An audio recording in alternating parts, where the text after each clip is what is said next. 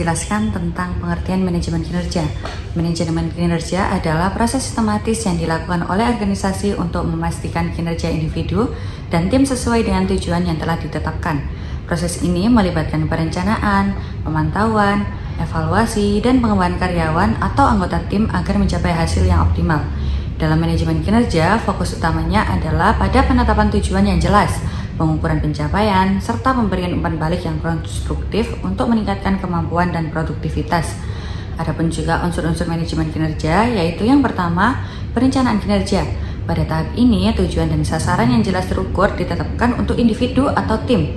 Perencanaan ini mencakup penentuan indikator kinerja dan harapan yang jelas mengenai apa yang perlu dicapai dalam periode tertentu. Yang kedua, pemantauan kinerja merupakan proses untuk terus memantau dan mengukur pencapaian tujuan yang telah ditetapkan.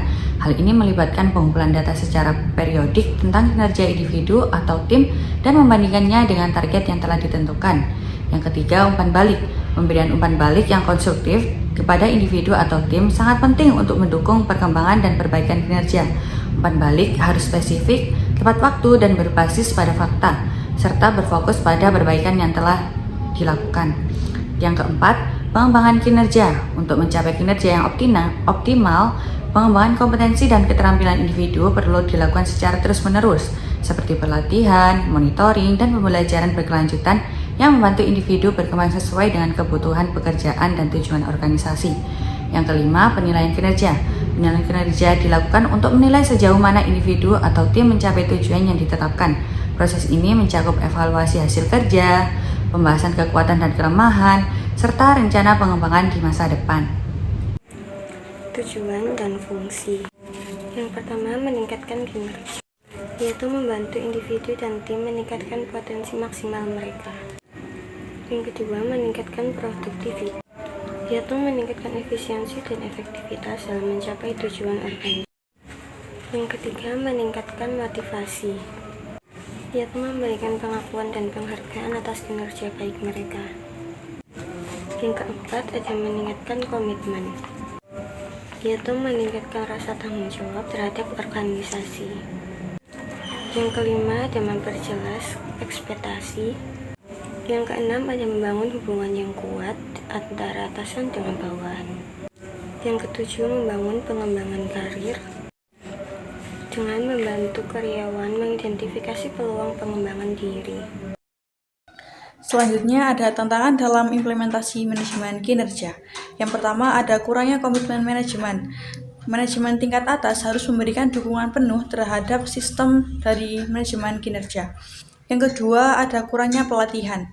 Karyawan dan manajer perlu diberikan pelatihan yang memadai untuk memahami serta menerapkan manajemen kinerja. Yang ketiga, kurangnya waktu. Manajer dan karyawan merasa tidak memiliki cukup waktu untuk menjalankan semua proses yang terkait dengan manajemen kinerja, seperti menentukan tujuan, melakukan tinjauan kinerja secara berkala, dan memberikan umpan balik. Akibatnya, proses manajemen kinerja menjadi terburu-buru dan kurang optimal. Yang keempat, kurangnya objektivitas dalam penilaian. Penilaian kinerja seringkali dipengaruhi oleh faktor-faktor subjektif, seperti hubungan pribadi antar penilai dan yang dinilai. Akibatnya, penilaian kinerja tidak menjadi adil dan konsisten. Dan yang terakhir, persepsi negatif. Persepsi negatif ini membuat karyawan kurang berpartisipasi aktif dalam proses penilaian kinerja dan mengurangi efektivitas sistem secara keseluruhan. Teori manajemen kinerja adalah kerangka kerja yang digunakan untuk mengelola dan meningkatkan kinerja individu dan organisasi. Ini mencakup berbagai pendekatan dan konsep yang membantu manajer dalam mengidentifikasi, memantau, mengevaluasi, dan meningkatkan kinerja karyawan untuk mencapai tujuan organisasi. Ada beberapa teori penting dalam manajemen kinerja. Yang pertama, teori tujuan menyatakan bahwa penetapan tujuan yang jelas dan menantang dapat meningkatkan motivasi dan kinerja individu. Yang kedua, teori harapan berfokus pada hubungan antara usaha, kinerja, dan hasil yang diharapkan. Individu akan termotivasi untuk berusaha lebih keras jika mereka percaya bahwa usaha mereka akan menghasilkan kinerja yang baik dan pada akhirnya memberikan hasil yang diinginkan.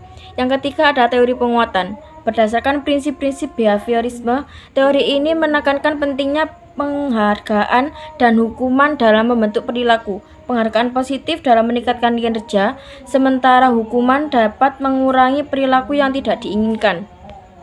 Yang keempat ada teori keadilan, menyatakan bahwa individu akan membandingkan usaha dan imbalan yang mereka terima dengan individu lain dalam situasi yang sama. Yang kelima ada teori motivasi hygiene. Teori ini membagi faktor-faktor yang mempengaruhi kepuasan kerja menjadi dua kategori.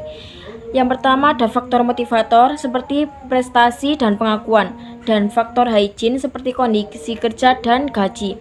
Kedua faktor ini harus dikelola dengan baik untuk meningkatkan contoh kasus pelaksanaan manajemen kinerja yang belum optimal di Madrasah Al-Aliyah Ayyubi Sidoarjo menunjukkan bahwa kinerja guru belum memenuhi standar kompetensi yang ditetapkan dalam Peraturan Menteri Pendidikan Nasional Nomor 16 Tahun 2007. Kompetensi tersebut meliputi keterampilan pedagogi, personal, sosial, dan Madrasah Aliyah Al-Ayabi menunjukkan bahwa kinerja guru belum memenuhi standar kompetensi yang telah ditetapkan. Para guru kurang memiliki kompetensi pedagogik seperti perencanaan pelajaran dan manajemen kelas, khususnya guru senior yang kesulitan menggunakan komputer dan proyektor, namun mereka unggul dalam kompetensi sosial. Sistem manajemen kinerja guru di Madrasah Aliyah Al-Ayabi belum terlaksana dengan baik, sehingga kinerja guru belum sesuai dengan yang diharapkan. Meskipun sistem manajemen kinerja yang ada di madrasah tersebut dikatakan hampir 60% dan telah memiliki program yang diselaraskan dengan visi, misi, sasaran, dan juga strategi madrasah, tetapi masih terdapat ruang untuk perbaikan. Berdasarkan permasalahan yang ada di jurnal Analisis Manajemen Kinerja Guru, Studi Kasus Madrasah Aliyah Al-Ayabi di Sidoarjo oleh Rizky Amalia Putri, dapat ditarik beberapa solusi, yaitu yang pertama, penguatan pada tahap perencanaan. Jurnal ini menekankan pentingnya perencanaan kinerja yang matang. Solusinya adalah dengan melibatkan guru secara aktif dalam penyusunan rencana kinerja. Hal ini bertujuan agar guru merasa memiliki dan bertanggung jawab terhadap rencana yang telah disusun. Perencanaan yang baik juga harus selaras dengan visi, misi, dan tujuan madrasah. Yang kedua, evaluasi kinerja yang komprehensif dan berkelanjutan.